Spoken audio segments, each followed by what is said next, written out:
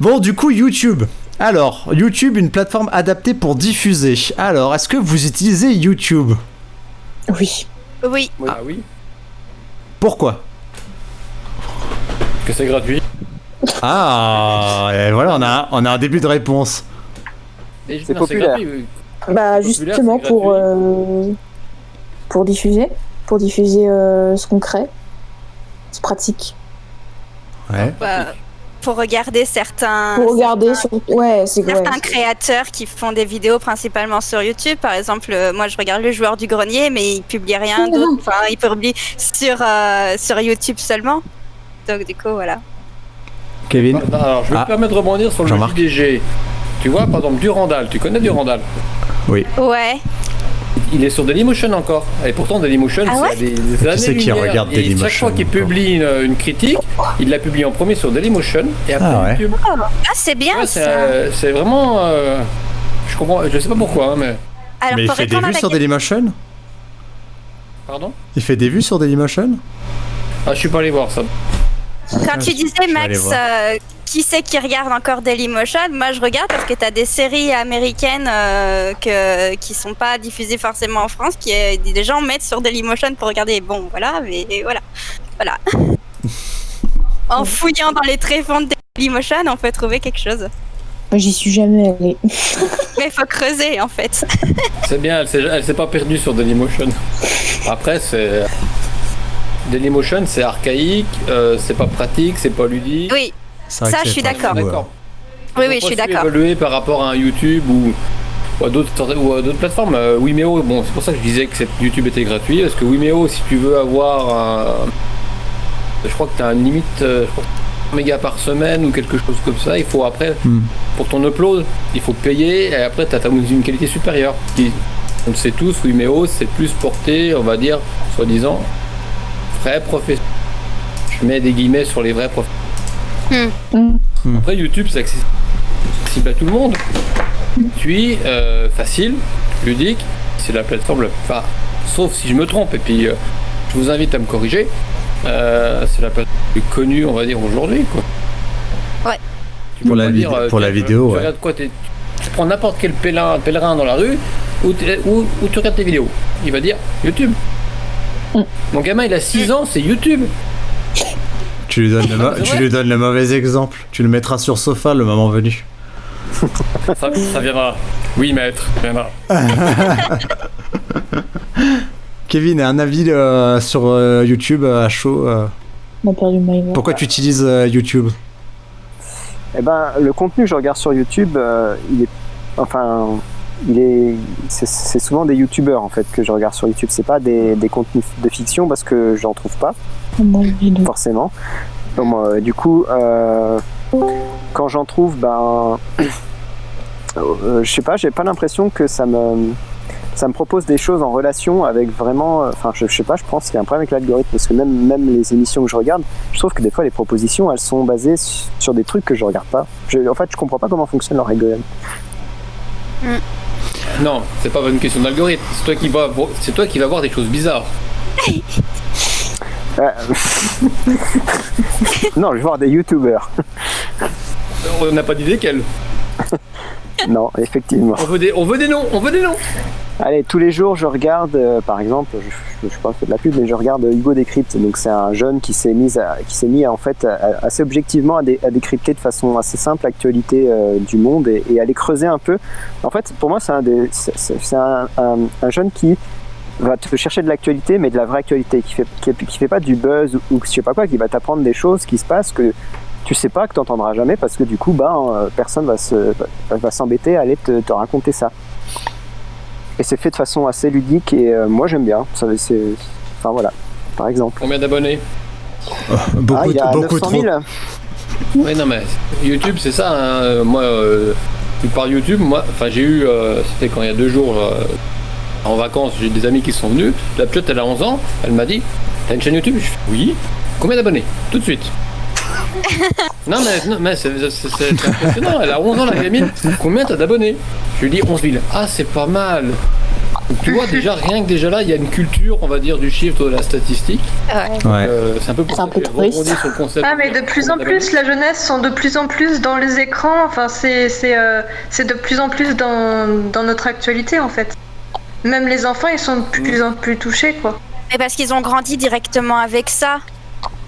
Ouais. Enfin, ils grandissent directement avec ça, tout simplement. Enfin, nous, enfin voilà, c'était pas comme ça quand on grandissait. Enfin, quand on a grandi, voilà. Club Dorothée. Si, Ah il y avait ouais, les c'est trop bien, Tamagotchi. Club Dorothée. Même moi qui ai 19 ans, j'ai connu grâce à mes parents, c'est trop bien. Ah, Moi, je connais le club Dorothée que par le joueur du grenier. Avant, sinon, je connais pas. Hein. Pourtant, ça passait à notre époque. Moi, j'ai 30 ans et je me souviens des émissions qui passaient sur TF1. Moi, c'est les minicums que je regardais. Ah oui, C'est bien les minicums. Mais ça arrivait après les minicums. Avant, il y avait le Club Dorothée. Oui, Dorothée, c'est beaucoup sur la plus même vieux. période, les minicums. Non, les minicums, je crois que j'aurais dit... Ah, il y a un moment, ça a dû 93. chevaucher. Ah, je sais Comment plus. Après, c'est 93. 93 apparemment. Ah ouais. Ouais, c'est ça, c'est mon D'accord. année. Dites-nous dans le chat l'utilisation que vous faites de YouTube, ce que vous regardez sur YouTube, est-ce que vous regardez de la fiction, plutôt des émissions d'actualité ou thématiques, voilà, dites-moi un peu quelle est votre consommation de YouTube. Benjamin, Claudie, voilà, pour les deux qui restent, vu que les autres ils sont là. Ouais, avec un peu de chance, il y aura d'autres gens qui nous rejoindront. Putain, je suis en train de réfléchir. Je regarde sur YouTube. c'est pas de front quand même. Hein.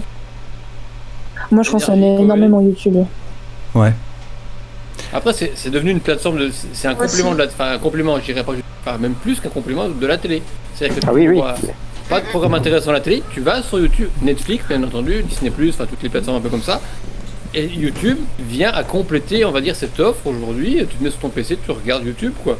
Moi, mon gamin, c'est des dessins animés. Moi, je regarde quelques fictions parce que, tu vois, mon Sylvain Pistolet m'a envoyé 2-3 liens intéressants.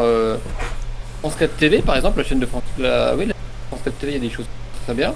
Je regarde des critiques de cinéma aussi. Enfin, il y a vraiment un peu. C'est un peu fast-food. Il y a un peu de tout. Parce que toi, tu regardes encore la télé, Jean-Marc. Au sens télévisuel du terme. Bah oui. Moi, je regarde encore la télé aussi. Surtout pour ouais. les infos. Mais après, voilà, c'est faut trier aussi. Hein. Enfin, de toute façon, là, c'est deux mondes différents entre télé et YouTube. Justement, en plus, ils se sont souvent affrontés, ces deux milieux. Surtout quand on a invité des youtubeurs à la télé, etc. Ah ouais, mais c'était principalement pour leur demander leur salaire au final. Ouais. Ouais, les gens ils sont curieux de savoir ce qu'ils gagnent avec YouTube. Mais du coup, pourquoi vous trouvez pas qu'on retrouve à peu près les mêmes types de programmes, que ce soit à la télévision ou sur YouTube? Enfin, moi, par retour d'expérience, on regarde plus du tout la télévision, tu vois. Ouais, non. On a C'est vrai. glissé YouTube, je pense que. Bah, surtout avec toutes les plateformes de streaming aussi. Maintenant. Ouais. Tout le monde parle en même temps, en fait. Oui. On lève la main pour parler. Ouais, c'est peut-être. Désolé du coup, là, c'est que je t'entends pas en fait. C'est peut-être pour ça que du coup, enfin, je t'entends. Tu m'entends? Excuse-moi, oui. J'essaie, mon micro est loin et comme il y a une webcam, je suis obligé de montrer un peu à quoi je ressemble. Tu disais, c'est moche. tu disais quoi, Maëva?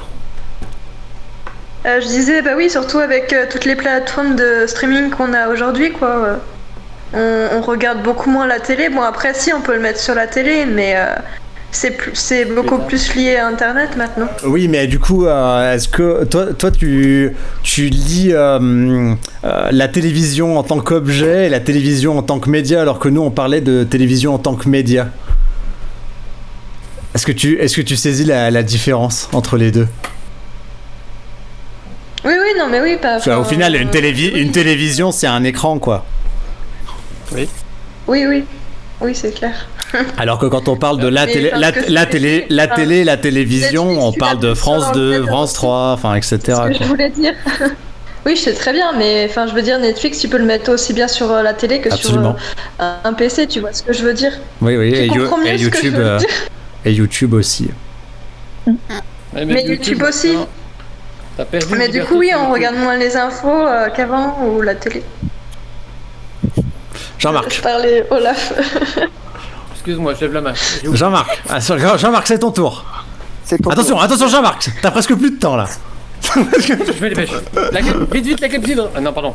Non, mais YouTube, avant, t'avais une certaine liberté d'expression qui s'est retrouvée plus ou moins encadrée par différentes règles et différentes législations. Et on a, je pense, glissé petit à petit, malgré tout, vers un univers télévisuel tout en étant séparés. Je trouve que par rapport à ce que j'ai pu connaître avant, on a moins. Enfin, c'est pour rejoindre ce que. Qui c'est qui le disait, c'est vrai que quand tu regardes YouTube, maintenant, c'est comme si tu regardes la téléfilm. Le choix est là, mais tu as plus cette liberté que tu pouvais avoir où tu avais vraiment la possibilité de faire ce que tu voulais comme tu le voulais. Bon, tenter des vidéos de chats ou des pranks ou des conneries comme ça, quoi.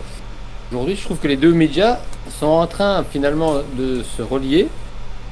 Pour le moment, je trouve qu'ils sont parallèles, mais je pense qu'à un moment donné, ils vont se croiser. Et la télé a peut-être aussi poussé, enfin l'univers, l'environnement télévisuel, faire quelque chose en off pour pousser la législation pour amener YouTube vers ce niveau-là.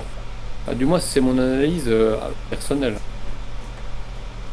Roman, qui regarde les informations, qu'est-ce que t'en penses par rapport à un Hugo Décrypte par exemple? Je sais pas si tu connais du coup. Mais je suis d'accord que au bout d'un moment, pour l'instant, ça reste séparé, mais les médias, on va dire, qui sont de base sur la télé, utilisent aussi ce genre de plateforme et du coup YouTube. Mais je pense que oui, au bout d'un moment, ça va se rejoindre, mais ça serait un peu dommage que ça se rejoigne quand même, parce qu'il faudrait pas non plus perdre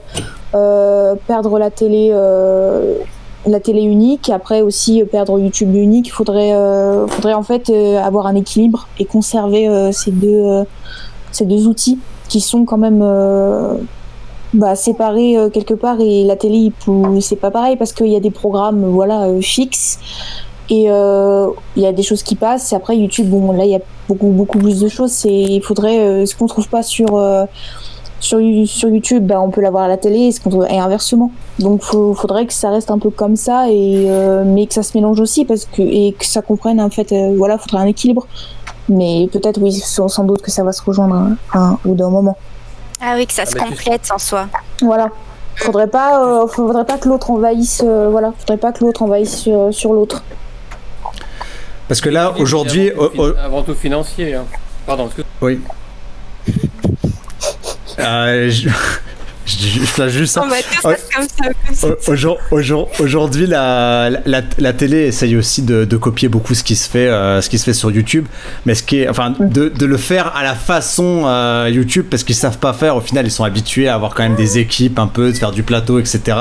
Et au final, ça s'est vu beaucoup dans le confinement, qu'ils ont essayé de s'adapter en fait à comment les YouTubeurs travaillaient, parce que de chez eux, avec les moyens du bord, etc. Et eux, ils sont en pleine galère en fait. Ils ont pas réussi à faire aussi bien que ce qu'ils faisaient sur YouTube par exemple. Et aujourd'hui,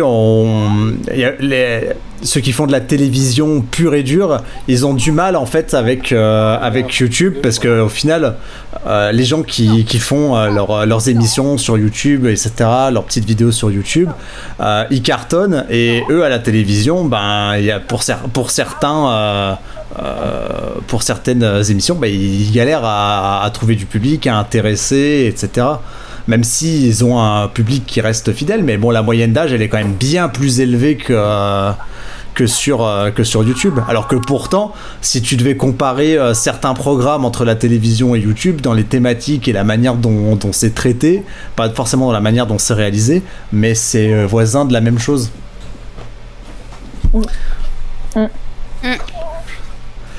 Tu allais dire, Jean-Marc.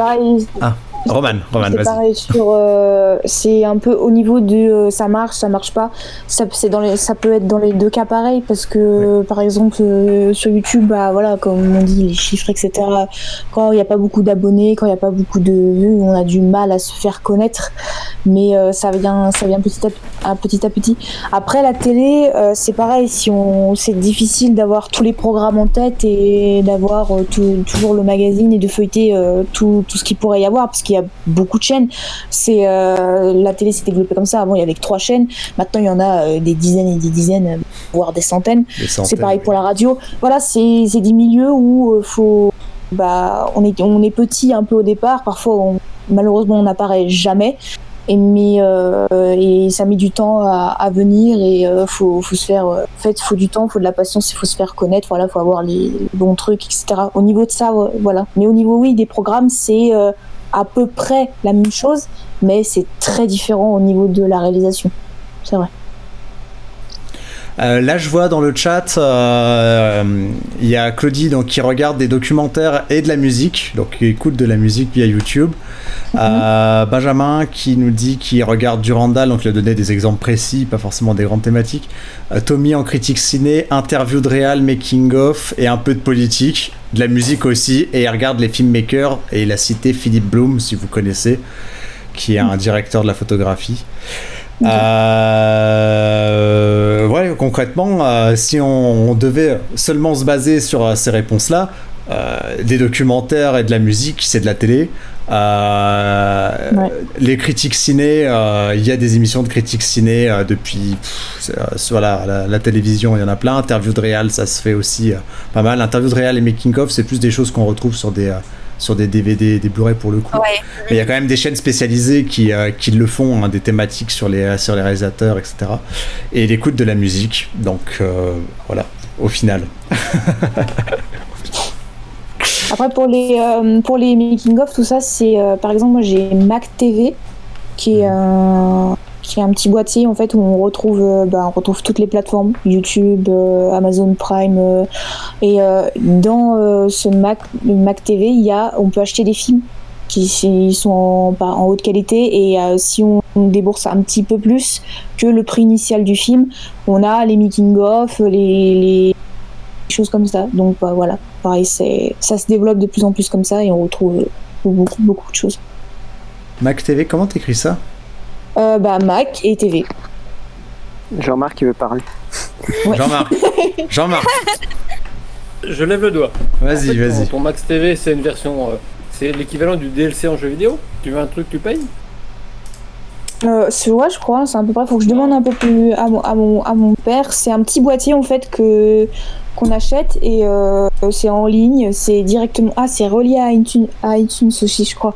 C'est ça. Et on peut acheter des films, des musiques et à côté il y a plein d'autres plateformes comme YouTube, Amazon Prime ou encore pareil on peut aussi mettre iTunes sur Mac TV. C'est un boîtier qui est relié à notre télé et que c'est un peu l'internet. Pareil, c'est un boîtier qu'on relie et qu'on peut mettre à la télé et qu'on voit plein de choses. D'accord. Ça a l'air d'être quelque chose un peu sous le manteau.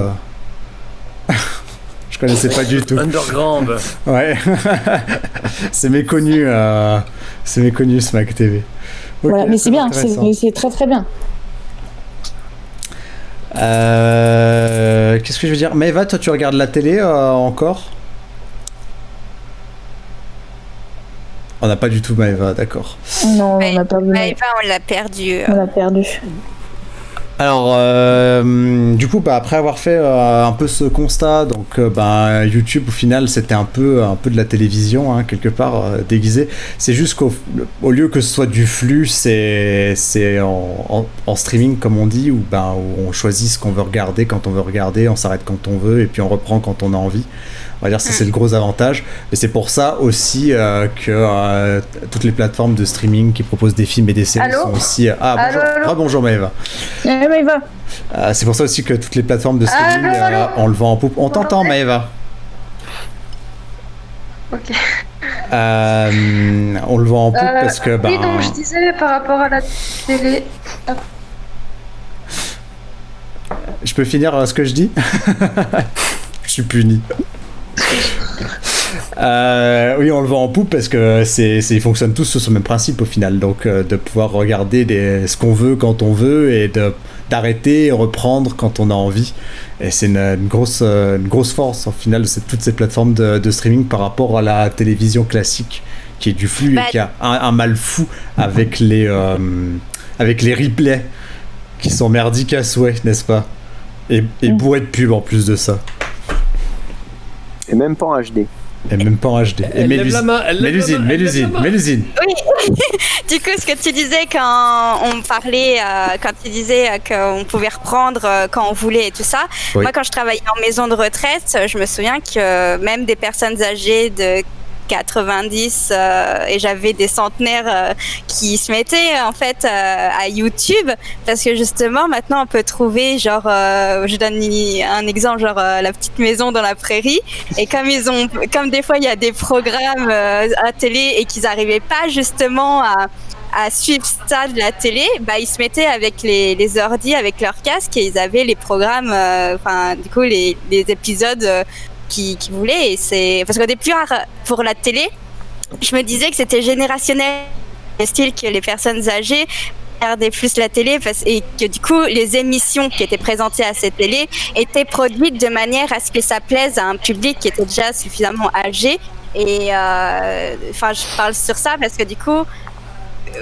voilà, et maintenant ils se mettent à internet parce que les petits enfants et tout ils ont internet et que du coup ils peuvent ils voient que c'est beaucoup plus pratique pour regarder des programmes quand ils veulent et genre quand ils vont manger après dans leur salle et qu'ils reviennent en haut ils peuvent mettre sur pause sans que le programme soit parti tout simplement. Voilà. Je vais devoir vous laisser, mais si le live est encore en cours, je peux revenir après. Non, je ne t'autorise pas à partir. Ah, tu n'as pas l'autorisation de Jean-Marc. Je viendrai te chercher s'il le faut. Je reviendrai, promis. Je suis chez mes parents, il faut que j'aille manger. Ah, mais bah. Wow, vous mangez tard, mademoiselle. Ah oui, bah. Eh ben, bon appétit. Et peut-être à tout à l'heure si on n'a pas fini. Oui. Bon appétit. C'est intéressant l'histoire des personnes âgées, là, j'ai beaucoup aimé. Peut-être à tout à l'heure. À toutes, merci. Bon appétit. Bon app. Merci. Bon app. Jean-Marc, Du coup, vous m'entendez voilà, toujours on t'entend, vas-y, c'est à ton tour. Oui, excuse-moi pour tout à l'heure, c'est vrai que je lag pas mal de t'avoir coupé. Je disais par rapport à la télé, ouais, je regarde pas mal de documentaires et aussi les infos principalement. Non, je suis sur Netflix et toutes ces plateformes. Pourquoi vous regardez les infos? C'est déprimant. Moi je regarde pas les infos Non parce plus. que ça me déprime. Je regarde Hugo Décrypte quand je vais avoir les infos. Le copieur. Moi, je regarde pas tous les matins. Je regarde quand c'est proposé, tu vois, sous le nez. Ah non, moi du coup je me suis abonné à sa chaîne parce que c'était pas toujours proposé justement. Ouais, mais on moi, sort les algorithmes tout à l'heure. Moi je me suis pas abonné, mais du coup je regarde presque à chaque fois que ça est proposé, donc du coup, parce que sinon ça me déprime, tu sais, avec ça parle de Covid-19 presque tout le temps en ce moment. Ouais, ils parlent pas que de ça. Ouais, Mais heureusement qu'ils parlent pas que de ça, mais ils parlent aussi des incendies, des meurtres et tout, non franchement, il y a tout. Yeah. Ouais, Non, il me semble qu'il y a quand même une nouvelle positive à chaque fois, normalement. Oui, à la fin, ouais. Oui, il y a toujours une nouvelle positive. une petite nouvelle positive. Et oui, mais si tu veux que des trucs positifs, tu regardes. On pourra observer le marché de Jean-Claude Pernaut. Oui, c'est ça, tu regardes Jean-Pierre Pernaut, t'auras que du positif. Ah oui. Mais c'est bien aussi d'avoir ce genre d'émission, ça permet de découvrir des choses et puis d'être un peu, de faire de l'information positive. Ouais. Je pense qu'il faut des deux. L'information à la télé, est-ce qu'elle est vraiment bien fondée? Elle n'est pas pilotée? Elle est orientée pour vendre. Après, elle reste une information. Après, elle est, on va dire, enrobée de façon à vendre, on va dire, à faire de l'audience, etc. Mais après, voilà, il faut dissocier en fait le côté buzz et information et prendre vraiment l'information telle qu'elle est, quoi. Enfin, c'est mon avis. Je pense il faut recroiser. Et je trouve que c'est très difficile aujourd'hui d'être bien informé. Parce qu'il faut aller piocher un peu partout, en fait. Parce que le problème, c'est la vitesse de l'information aussi. C'est tellement dans le à chaud tout le temps, tu sais, dans le direct et tout ça, qu'en fait, ils n'ont pas le temps. Il n'y a pas le temps de creuser et de réfléchir en fait, de digérer l'information pour la retranscrire correctement, quoi. C'est tout du à chaud en direct et c'est un gros problème parce qu'au final, on n'a pas tous les tenants et aboutissants et on se fait très vite un avis sur des choses qui sont pas complètes et à moitié fausses, quoi, au final. On est sur l'émotion aujourd'hui, plus que sur l'information. C'est ça, c'est ça. On le voit sur Twitter, hein, de toute façon, dès qu'il y a un semblant d'info, c'est balancé, et là ça prend feu comme jamais, sans que les gens aient la volonté d'aller recroiser, d'aller comprendre, d'aller chercher, voilà, que ce soit sur YouTube. Et les gens s'insultent sur Twitter. Ah oui, c'est incroyable ça. Tu vas sur Twitter, mais c'est le buffet à volonté de la haine. Hein. Oh, sur Facebook aussi. Très belle image. Oui, sur Facebook, moins quand même. Hein. Alors, Facebook, j'ai vu une très grosse. Franchement, je ne savais pas qu'autant de Français étaient scientifiques. Quand j'ai vu les débats sur le Covid-19, je me dis putain, il y a la moitié de la France qui a fait médecine en fait. Non, mais tout le monde a un, tout le monde a un avis. Kevin. Oui. En France, il y a 60 millions d'entraîneurs de foot, comme il y a 60 millions de médecins, comme systématiquement. Ouais. Tu le sais. Oui. Mais j'ai trouvé ça, finalement, je trouve que c'était le ridicule à son comble, en fait, à ce moment-là. Parce qu'autant le foot, j'y connais pas grand-chose, autant, à la base, je suis quand même un peu un scientifique. Donc, du coup, certains trucs... Pourtant, je suis pas un grand scientifique, hein, j'ai fait de la science au niveau de l'informatique. Mais, même avec les bases que j'ai, il y a des fois, je me dis, mais ça vole pas ou quoi? Et c'est hallucinant, quoi. Parce que moi, avec mes très, très, très maigres connaissances, je dis, mais quelqu'un... Enfin, je veux dire, ça se trouve sur des sujets que je comprends pas, on dit encore n'importe quoi, et pour le coup j'y crois parce que j'ai pas suffisamment de connaissances pour dire peut-être que c'est pas ça en fait. Je sais pas. Du coup, je suis obligé de recroiser les infos et c'est assez long en fait. Il faut choisir ton sujet auquel tu veux t'intéresser, sinon c'est pas la peine. Le général disait, les Français sont des veaux. Alors c'est un mec, il a plus de 40 ans, c'est pour ça qu'il cite De Gaulle. Hein, Et en plus, hashtag vieux schnock. Aucun respect. Alors là, J'ai abandonné. dans le chat, on a Zoé Football qui dit « Les gens adorent les histoires glauques, mais ils s'en plaignent finalement. » Ouais. C'est vrai. C'est vrai. Parce Voilà. que tout ce qui est un peu meurtre, glauque et tout ça, ça attire parce que au final l'humain est curieux, mais pour les mauvaises choses, je pense. Et de toute façon, il y a qu'à voir quand t'es sur l'autoroute, c'est qu'il y a un accident, t'as tous les gens qui sont en mode oh mon Dieu, qu'est-ce qui se passe? Alors tu vois, et puis en plus il y a même des gens qui filment le truc et ça se retrouve directement sur la toile. Donc après, à quel point les gens sont un peu maso par rapport à ça. C'est J'ai assisté à quelque chose de vraiment horrible. Un homme qui venait de se noyer, il était sur la plage, il y a 3-4 ans, je crois, de mémoire. Donc le corps, c'était un homme de 60. Le corps était sur la plage, les pompiers intervenaient, et t'avais des badauds qui venaient avec leur téléphone portable.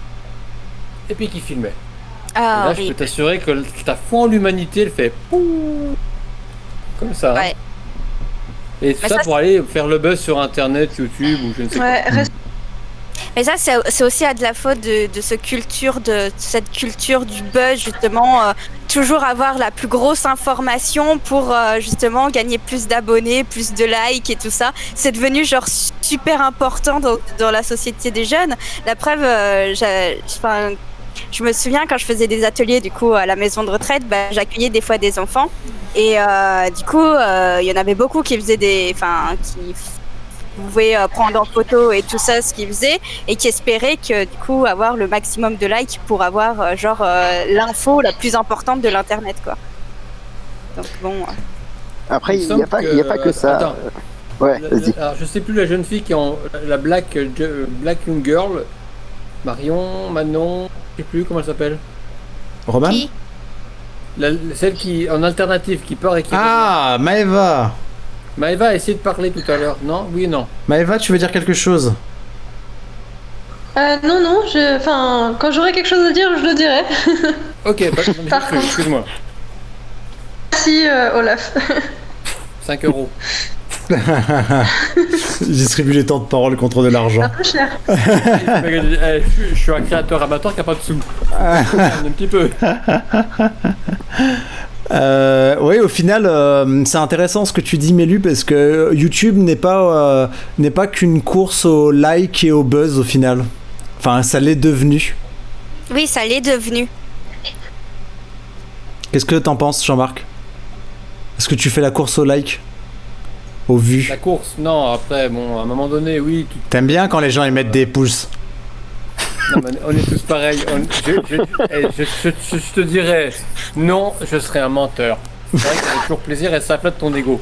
Après, je ne suis pas sur la course au like. Enfin, je ne suis plus sur la course au like parce que bon, faut quand même rester derrière. À un moment donné, tu te dis si tu veux être connu ou faire connaître ton travail, il faut passer par cette étape-là. Tellement compliqué. Et ça vient à te priver finalement de ta créativité puisque pour pouvoir avoir des pouces, il faut plaire au plus grand nombre, donc il faut tomber forcément dans un niveau, pas bas de gamme, mais je prends là toujours l'image de la vidéo de chat, quoi. La vidéo de chat, tu fais une vidéo de chat, t'as combien de likes, enfin, infernal, quoi. Donc, fondamentalement, aujourd'hui, je ne le suis plus. Moi, je fais une vidéo, elle fait 200 vues, 10 likes, j'en ai une autre qui fait 3 millions 150 likes.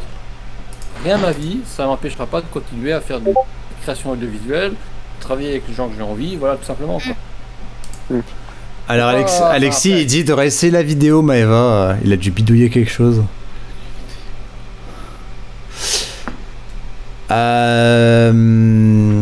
Qu'est-ce que je voulais dire? Oui, en fait, c'est ça, c'est de se détacher en fait de cette part statistique en fait. Comme tu disais aussi tout à l'heure, Jean-Marc, les gens, la première chose qu'ils te demandent, c'est combien t'as d'abonnés. Est-ce qu'au final, au lieu de regarder ce que les créateurs proposent sur leur chaîne, les gens s'intéressent pas d'abord au nombre d'abonnés. Combien lui il a d'abonnés, c'est encore un peu comme comment dire, une certification que ton travail il est de qualité. C'est devenu ça dans l'imaginaire de beaucoup, dont les annonceurs et autres, quoi. Et les conventions. Et les conventions, c'est ça. On fait pour revenir au sujet un peu, parce que au niveau des conventions, mais moi je me souviens quand j'essayais de négocier du coup pour qu'on y soit dans les conventions, à chaque fois la grande question c'était mais du coup vous avez combien d'abonnés et vos épisodes ils font combien de vues? Et du coup, j'étais en mode, oh mon Dieu, donc ça passait, mais à chaque fois c'était la galère et voilà, pour aller dans les coins web-séries où on peut dire que c'était pas non plus hyper ouf niveau visibilité, moi je veux dire, voilà. Voilà.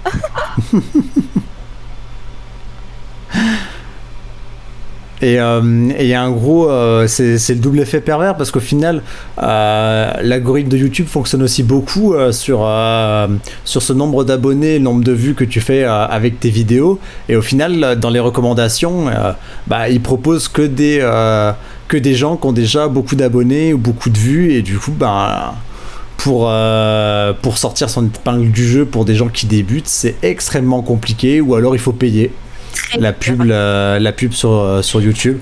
Nous, tu sais, le teaser d'Amélia, on avait oublié de couper la pub dessus. On avait je sais pas combien de dizaines d'euros de pub là qu'on a dû rattraper il y a pas longtemps.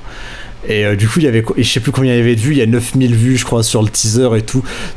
Il y a pas plus d'abonnés. Mais si vous voulez, c'est facile de faire de la vue. Hein. Vous mettez 15-20 euros de pub, vous avez 10 000 vues facilement. Mais au final, est-ce que ça va vous rapporter des abonnés qualitatifs derrière? C'est autre chose. Du coup, la réponse est non, parce que maintenant, on sait très bien où ça en est ce projet. Et malgré la vue sur le teaser, ça a pas fait, tu vois, oui. éclore quelque chose. Tout à fait. Investissement à pas payer. Jean-Marc, tu voulais dire quelque chose? Le concept de payer publicité, je l'ai essayé sur YouTube à un moment donné. Oui. Pas sur YouTube, sur Facebook. Oui, sur Facebook. Je pense, je sais pas, j'ai pas testé la méthode sur YouTube. Payer, je te rejoins sur le concept que tu as 9000 vues et puis derrière, tu suivras pas. Mais ça pour. J'ai des moustiques de moi. Ouais, et puis le son il coupe un peu, alors je sais pas si c'est que tu parles pas fort ou autre, mais. Je fais au mieux. Ouais, j'en doute pas, mais c'est vrai que Discord des fois il est capricieux, il y a la détection de la voix en fonction d'un certain niveau, il coupe complètement le son en fait. Là tu m'entends? Oui. Donc si je comprends bien ce que tu as dit, c'est que toi tu as essayé de faire la publicité sur Facebook, ça a pas marché? Ou pas comme tu espérais? Ça n'a pas été une grande opération, on va dire, rentable. Et c'était dans l'optique de faire des vues sur YouTube? C'était dans l'optique de faire connaître le projet. Oui. Et la page Facebook, du coup. Voilà. Si j'avais vraiment voulu avoir des vues, il existe des sites, hein, t'achètes des vues. Ouais. Alors, je n'ai aucune idée du prix, je sais que ça existe. Je vois pas l'intérêt aujourd'hui de faire ce genre de choses. L'opération Facebook, ils m'ont proposé, parce que forcément ils savent pas le paquet, pour 10 €, tu mets 10 €, tu as une campagne de com, ainsi. J'ai essayé, je me suis dit pourquoi pas. Ouais, le résultat n'a pas été formidable. Ouais. Toute honnêteté. À mon avis, ça peut être intéressant, mais il faut mettre vraiment des sommes pas faramineuses, mais faut mettre un montant quand même certain. Alors, et c'est surtout que c'est intéressant dans la durée en fait. Si tu fais de la pub, et là c'est dommage que Guillaume soit pas là parce que c'est lui qui en parlerait mieux que moi, mais si tu veux que la publicité sur Facebook elle fonctionne, il faut que ce soit dans la durée. C'est pas genre tu fais de la publicité sur un one shot, c'est tu fais de la publicité toutes les semaines, t'as de la publicité qui tourne et tu renouvelles comme ça. Donc c'est vraiment un budget, c'est un budget en fait. C'est pas fait pour les petits qui ont pas d'argent à mettre là-dedans quoi. Malheureusement. Voilà, et donc ouais, sur YouTube c'est un peu le même principe, donc on peut payer pour faire de la pub pour que nos vidéos elles soient mises en début de lecture des vidéos des autres. Et voilà. Et donc nous pour Amélia on avait fait ça parce que le teaser il faisait genre 30 secondes ou 45 secondes, je sais plus, il était très court, donc on a dit bon ça vaut le coup pour faire un peu de pub, ça dure pas longtemps, ça permet de faire connaître le projet facilement, etc.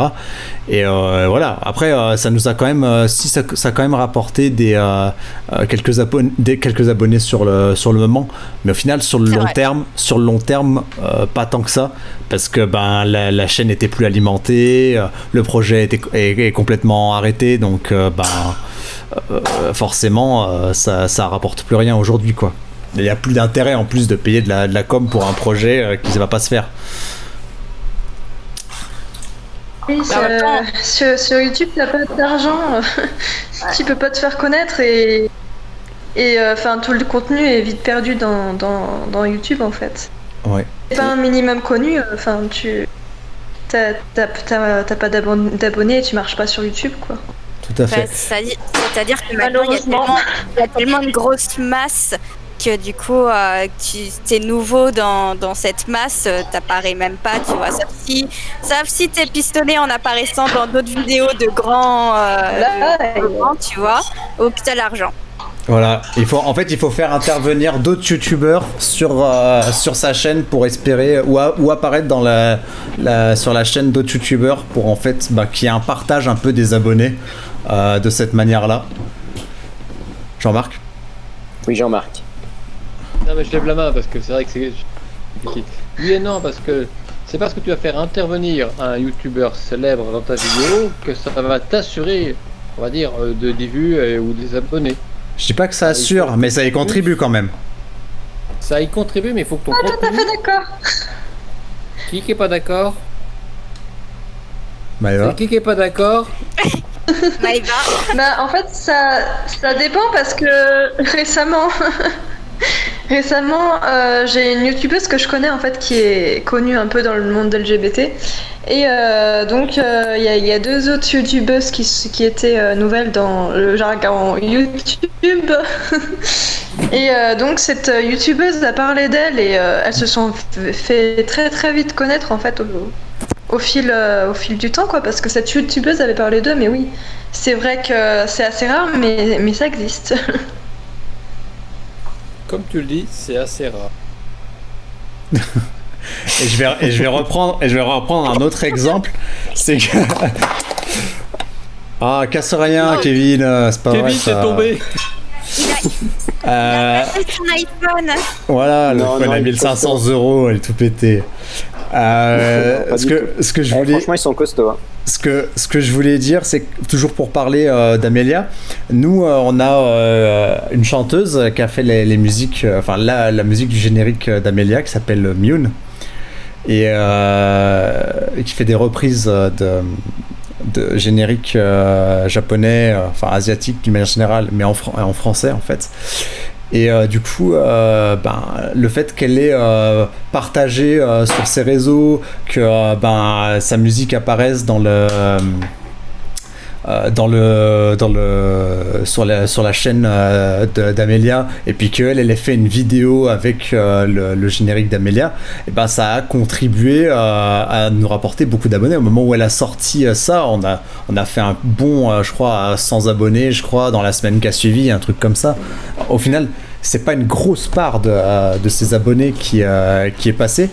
Et la raison, je pense, à mon avis, elle est toute simple, c'est que c'était juste un one shot comme ça, et pas si tu veux, de la régularité. Il aurait fallu que toutes les semaines il y ait un nouveau truc, on va dire un peu entre les deux chaînes pour que ça porte vraiment les fruits au final. Je pense que sur une première fois ça marche pas, peut-être que sur les 2, 3, 4, etc. Si tu veux, c'est exponentiel, parce que tu deviens un habitué de la chaîne de l'autre youtubeur, et du coup les gens se disent ah, il revient quand même souvent, je vais quand même aller voir ce qu'il fait, tu vois. Alors que si tu viens juste une fois comme ça, les gens ils en ont rien à foutre. Et je pense que vous êtes comme ça, vous êtes d'accord, parce que moi c'est un peu ça aussi. Je like, voilà, un like. Est-ce que ça like dans le chat? Mettez des pouces en l'air s'il vous plaît. C'est vrai que c'est compliqué aujourd'hui. Pourtant, tu vois, je me permets de rebondir un peu sur Legacy X. L'acteur principal avait vocation, Spoiler, a une volonté de vouloir faire connaître le projet. Il a quand même envoyé plein de messages, soit par Facebook, mail ou courrier. On a eu un retour du Randall, par exemple, je l'avais publié. On a eu une publication sur AstronoGeek aussi. Oui. C'est pas pour autant que ça nous a peut-être amené un peu de vues sur YouTube. Ça, je vais pas dire le contraire. Il y a toujours des curieux. Pointe à un moment donné sur les stacks. Mais derrière, ça ne a pas fondamentalement, on va dire, changé la donne. Ouais. Aujourd'hui. Ouais, mais parce que c'était des one-shots. C'était des one-shots, c'est pas... C'est un fan de film, c'est un personnage qui est quand même connu. Tu mets du Wolverine, tout le monde connaît Wolverine, Hugh Jackman, quoi. Toi, c'est le truc. La base. Tout, bon, c'est voilà, la base. Voilà, mais c'est vrai qu'il a fait le nécessaire. C'est comme moi, j'ai tenté, en toute honnêteté. J'ai envoyé 4 clés USB, j'ai trouvé 4 adresses de Hugh Jackman. J'ai tout envoyé aux États-Unis. Champion. T'es un connard. Quel connard. Non mais j'ai essayé, toi, à un moment donné tu te dis, c'est jamais, parce que à la base ça reste un fan film, c'est pour quand même en relation par rapport au projet initial, par rapport à l'acteur qu'on apprécie tous, hein, quelque part. Retour, 0. Mais parce que ça doit tomber sur les services qui récupèrent les enveloppes et tout, donc au final... Mais t'auras essayé. Voilà, exactement. Fais comme disait Maître Yoda, fais ou ne fais pas, il n'y a pas d'essai. C'est parce que s'il lui avait donné les clés USB, il aurait, tu vois. Enfin, ça se trouve, ils lui ont donné et qu'il n'a pas répondu. Hein. Ah, peut-être. Mais bon, toi, on a poussé le système vraiment au maximum de ce qu'on pouvait faire. C'est pas pour autant que, toi... Il y a toujours cette part de chance qui te dit qu'il faut être au bon endroit, au bon moment, à la bonne date, à la bonne heure. C'est vrai, il y a des choses qui... Tu vas te trouver au bon moment, blam, ça va te faire un succès. Ça va monter comme ça. Et à l'opposé, tu vas faire un truc qui est vraiment hyper pro, mais tu n'auras jamais ce petit déclic du bon moment. Ouais. C'est vrai. Ça, le prix d'astre, hein. Mais bon, c'est comme ça, quoi. C'est comme ça. Quelque chose à dire, Kevin? On t'entend pas depuis quelques minutes. Non, mais je vous écoute attentivement débattre sur ce sujet. Bah, participe, jeune homme. Oui, nom de Dieu. Non, je suis tout à fait d'accord avec Jean-Marc. Je rajouterais même le bon contenu au bon moment et à la bonne. Tout dépend aussi de ce qu'on fait à ce moment-là. Moi, j'ai toujours l'exemple. Quand j'étais jeune, à l'époque, c'était Visiteur du futur qui avait cartonné en web série. Là, c'était pas. Aujourd'hui, quand tu regardes la saison 1, c'était pas aussi qualitatif que ce que tu peux trouver. Il y en avait d'autres qui étaient bien meilleurs, mais ça arrivait au bon moment. Enfin voilà, le bon sujet au bon moment et ça a cartonné. C'est ça. C'est ça. Parce qu'au final. C'est comme Noob. Au niveau du film pur et dur, la première saison du Visiteur du futur, c'est pas ouf, quoi. Ouais, mais ça empêche qu'il y a... Alors, je m'excuse, j'interviens, excuse-moi. Oui. C'est pas ouf, mais il y a quelque chose, il y a un petit plus. Je sais pas. Oui, non, T'accroches mais plus facilement que sur d'autres projets. Mais en fait, pourquoi ? Parce que c'est bien écrit et c'est bien interprété. Ouais. Et ça joue énormément. Et au final, qu'est-ce qui compte ? C'est pas la qualité d'image et la qualité de son. C'est ce qu'il y a dans le film qui compte. C'est le scénario, c'est l'histoire et c'est l'interprétation. Il y a aussi le fait que c'est un programme court, donc les gens accrochent beaucoup plus vite en fait. Je pense qu'il y a de ça aussi. Non, c'est vrai que le visiteur, c'est vrai que moi les premiers épisodes, il y a eu ce programme court, donc tu regardes, tu sais que tu vois la barre YouTube, tu as 2-3 minutes, j'ai le temps. Non mais c'est comme ça que j'ai raisonné, et tu accroches tout de suite sur le concept. Ouais. C'est pas non plus un concept formidable, mais puis, malgré tout, la réalisation était quand même dynamique, rythmée, il y avait 2-3 idées. Le casting était la bien. Différence. Et puis c'est de la science-fiction. C'est de la science-fiction. Super bien joué, ouais. Le jeu d'acteur était super bon. J'accrochais. Il y avait une alchimie. Il y avait une alchimie. C'est comme un bon gâteau. Il faut, quand tu fais une recette, il faut des bons ingrédients. Non, c'est vrai. C'est vrai. Bons ingrédients pour faire une bonne recette. Voilà, non mais il n'y a pas de miracle aujourd'hui. Donc du coup, est-ce que on va revenir à notre sujet principal, diffuser sur YouTube, vous en tant que créateur, et puis du coup Maë, toi tu n'as pas trop fait de vidéos sur YouTube au final, mais tu consommes entre guillemets. Beaucoup. Nous, on est plutôt on œuvre plutôt dans le secteur de la fiction, et du coup pas trop des thématiques qui ont été annoncées par les gens qui étaient dans le chat, donc à savoir documentaire, musique, voilà. Bon, interview de réal, on en fait avec Sofa, mais ça compte pas, on va dire. Making of et toutes les critiques ciné, etc. Au final, il n'y a pas la fiction qui ressort. Donc, dans les choses que les gens regardent régulièrement, est-ce que vous regardez de la fiction à titre personnel sur YouTube ? Ça m'arrive. Ben oui, notamment, comme disait Olaf, le visiteur du futur. Ouais, je regarde pas mal de web-séries aussi. Moi, je te dis pas de me citer des web-séries que t'as vues il y a 10 ans. Oui, mais en règle générale, oui. Genre, qu'est-ce que t'as regardé cette semaine? Par exemple, cette semaine. Oui, en règle générale, ouais. Je suis pas mal, je consomme pas mal de fiction aussi. Mensonge. Mélusine ou Jean-Marc? Il y avait Jean-Marc qui levait le petit doigt tout à l'heure. Non, Mélusine d'abord. Allez, les dames d'abord. Les femmes d'abord. Du coup, moi, je vais pas non, je ne regarde pas de fiction, je regarde principalement grâce à Sofa. Les siennes. Parce que c'est super dur de trouver des courts-métrages. J'ai déjà essayé d'en chercher, mais à chaque fois, on me présentait les courts-métrages des grands youtubeurs, voilà. Donc au final, moi, c'est pas ce que je recherche. Je voulais voir des créateurs indépendants, pas forcément avec des gros moyens, mais avec un scénario qui est... Enfin bref, voilà, vous savez. Et je n'en trouve pas. Donc après, Maë a cité Le Visiteur du Futur, etc. Donc ça, c'est ce que je regardais avant, parce que je dirais qu'il y avait une ère où il y avait quand même ce genre de contenu, avec les web-séries dont on faisait partie et tout ça. Mais maintenant... Je regarde pas, parce que pour moi YouTube, même si je regardais une série sur internet, un court-métrage, il me reproposerait juste après, je sais pas moi, Squeezie ou d'autres youtubeurs comme ça, plutôt que de me proposer d'autres courts-métrages suite à ma recherche initiale, tu vois. Donc du coup ça me donne pas envie de persévérer pour chercher, parce que la plateforme ne met pas en avant ce que j'aimerais regarder. Voilà. Kevin. Après, moi récemment j'ai regardé un court-métrage qui était vraiment intéressant.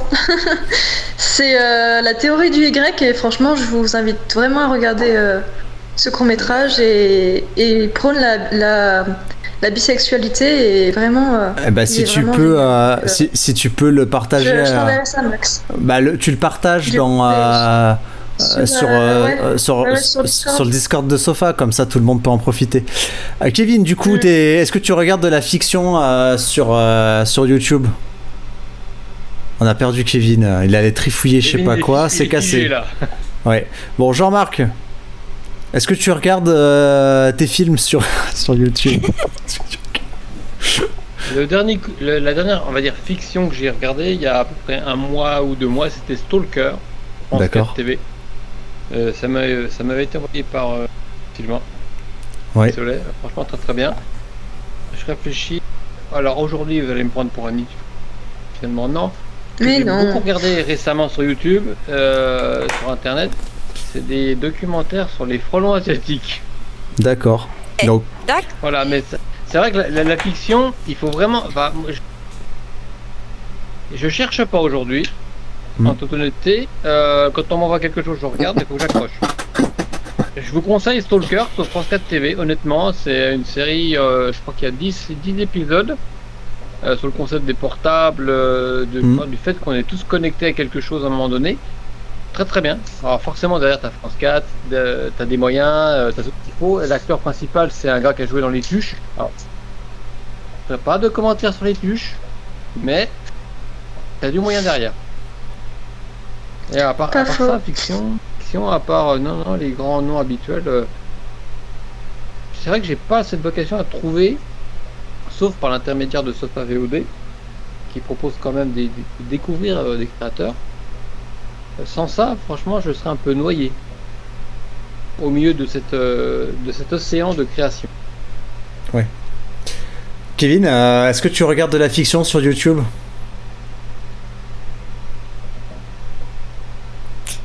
Kevin, il est pas apte à nous répondre, je crois. Il est parti. Oui. Kevin, moi, perso, j'ai une image fixe de lui, donc je sais pas s'il nous entend bien. Il a l'air passionné par autre chose dans son regard. Bah non. Ça rame beaucoup, Kevin. Ce serait bien que tu rames beaucoup, Kevin. Est-ce que tu pourrais juste déco Treco, histoire que ça remette bien, s'il te plaît? Ah, bon appétit, Benjamin. Il y a Zoé Football qui va manger. Mange bien. Bon appétit. Bon appétit. Mange sereinement. Guillaume, il n'est pas là, mais au final, il disait sur l'horaire de 18h, les gens ils s'en vont vers 19h pour aller manger. Mais c'est 20h, les gens ils font pareil. Il n'y a pas de bon horaire. Alors il y a ton micro qui est coupé, Kevin.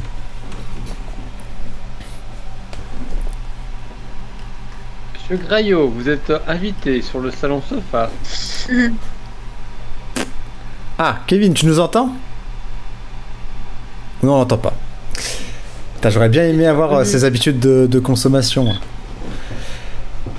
Bah, du coup, au final, heureusement qu'on fait ces soirées de projection, de visionnage de courts-métrages sur Twitch avec Sofa VOD, parce que finalement, il n'y a pas beaucoup de monde qui regarderait des courts-métrages sur YouTube. Non, c'est vrai. De moins en moins, ouais. On est d'utilité publique. Franchement, Projection de court-métrage avec Attends. sur Twitch avec Sofa VOD, parce que finalement il n'y a pas beaucoup de monde. Ah, mais je m'entends en double. Horreur malheur. Non, c'est vrai. Projection de... Alors Kevin, est-ce que tu es avec nous? Oui. Attends. Sur Twitch avec Sofa VOD. Ah, chez qui on s'entend en double là? Double. Allô? Non, moi ça va. Ok. Alors Kevin, c'est bon, t'es bien installé? Kevin, est-ce que t'es avec nous? Ouais, alors vous m'entendez en double parce que du coup j'ai pas de casque et l'iPhone a plus de batterie. Chez qui on s'entend en double là? D'accord, alors il faut que tu baisses le son parce que c'est une catastrophe là. Désolé. Vous m'entendez? Oui? C'est mieux? Oui. Beaucoup? Beaucoup mieux. Ouais, c'est bon. Alors, du coup, on en était... est-ce que tu regardes de la fiction sur YouTube? Non, plus maintenant, du coup, de par les raisons qu'a cité Jean-Marc, je regarde ce qu'on m'envoie. Et encore, des fois, j'ai pas le temps de regarder. Et par contre, je regarde sur Sofa. Je fais de la pub aussi en même temps, mais c'est vrai, cette semaine, par exemple, j'ai regardé les chroniques éphémères sur Sofa. Et c'est vrai que c'est quand même plus plaisant via ce genre d'application de regarder des films dessus.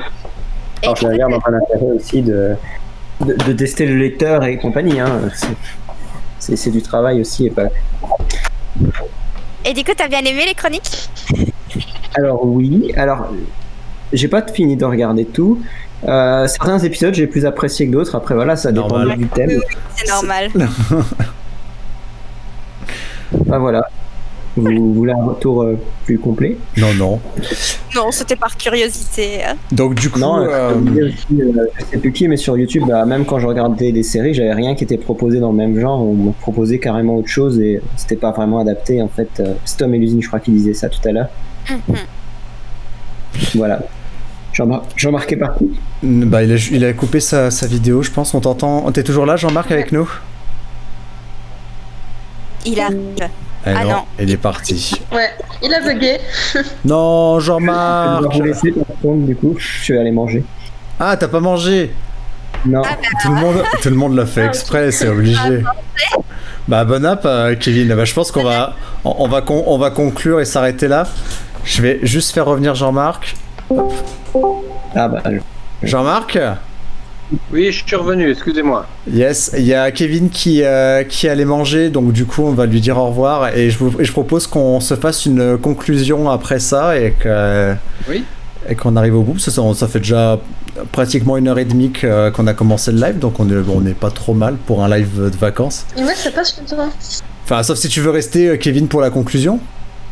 Bah voilà, j'ai encore 5 minutes si vous voulez. D'accord, je sais pas, 5 minutes ça nous suffira pour conclure.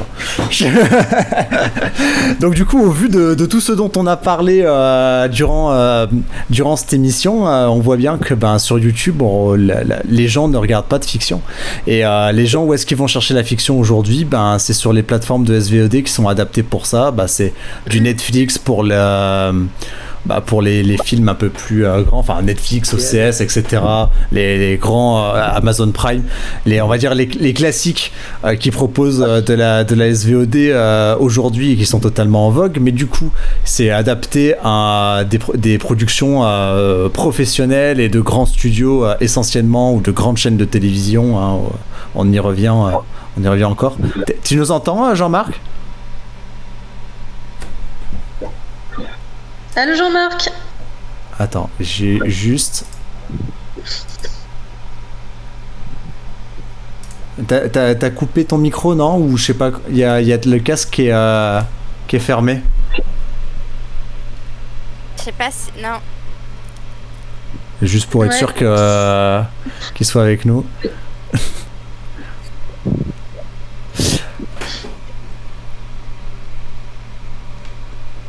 Fais-nous signe, Jean-Marc. Jean-Marc, es-tu là? L'heure du Jean-Marc. Me manque Jean-Marc. C'est les mots magiques pour le faire revenir. Oui, il y a son casque qui est coupé. Donc je sais pas si c'est lui qui nous entend pas, ou si ça coupe aussi le son qu'on reçoit de lui, je sais pas. Je pense que tout à l'heure on l'entendait. Ouais. Enfin, bon, du coup, je vais continuer. Tant pis pour Jean-Marc. Désolé, Jean-Marc. Jean-Marc, j'espère que ça remarchera. Oh. Du coup, oui, pour les créateurs que nous sommes à notre niveau, au final, on est noyé dans la masse des autres. Ah, Jean-Marc, tu nous entends du coup ou pas? Ah, c'est génial. Il a s'écrit quoi? A plus. À plus de son. Ah oui, il y a plus de son. Bah oui, c'est ce qu'on remarque. Le son des écouteurs est coupé. Peut-être que si tu essaies d'enlever les écouteurs pour voir.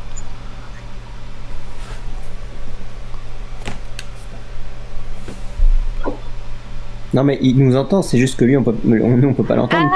Ah d'accord. C'est ça qui marche pas. Ouais, bon, je sais pas. T'es beau, Jean-Marc. Jean-Marc, si tu nous entends, cligne des yeux.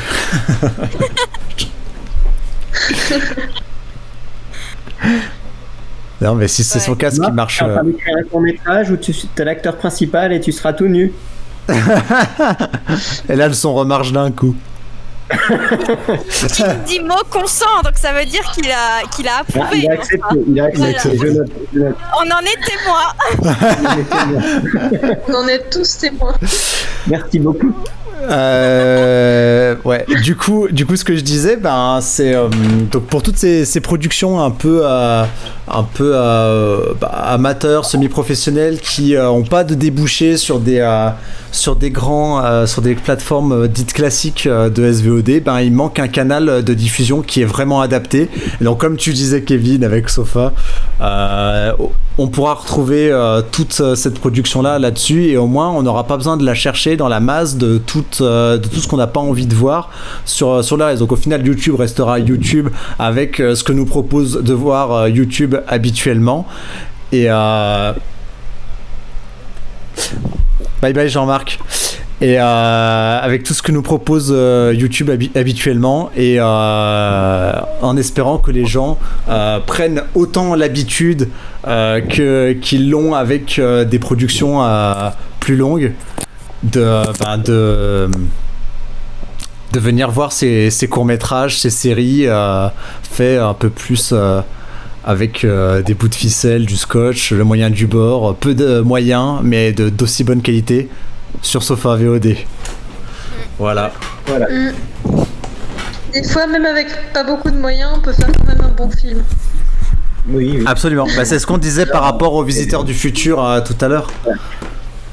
Bien écrit, bien interprété. Voilà, c'est ça.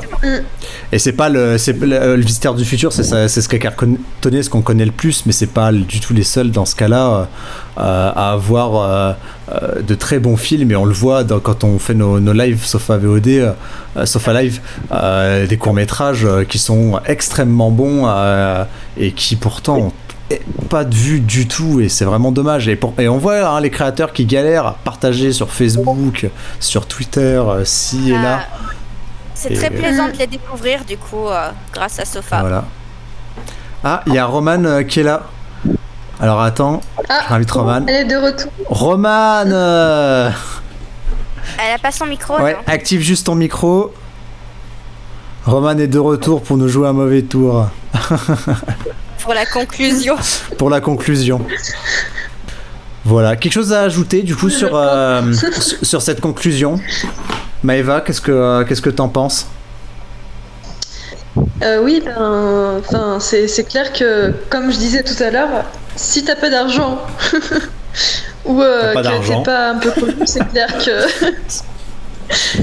t'as pas trop de chance d'avoir d'abonnés sur YouTube, et oui, t'es vite perdu dans la masse. Et d'ailleurs, c'est pour ça que Sofa VOD est intéressant. Pour ça, oui, justement, parce que Sofa VOD aide aussi les créateurs qui sont perdus dans la masse, et oui, c'est sûr que j'espère que à l'avenir, beaucoup de créateurs pourront être aidés grâce à Sofa. On l'espère. C'est le but. Mélusine, tu voulais dire quelque chose? C'est vraiment une bonne initiative que vous avez eue justement par rapport à ça. Je rejoins Maëva du coup. Attends, je ramène juste Romane, excuse-moi.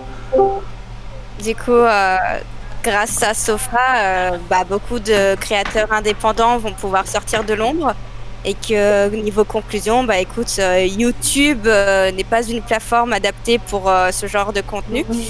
Et voilà. Et du coup, je rejoins Maëva pour dire que c'est une belle alternative que vous nous offrez. Et voilà. Et que cette émission était chouette, et que j'espère pouvoir participer à d'autres. Avec plaisir. Romane, tu es de retour. C'était intéressant de pouvoir débattre comme ça. Moi personnellement, j'étais pas prête à être en live, mais au final, ouais, c'était intéressant. Cool.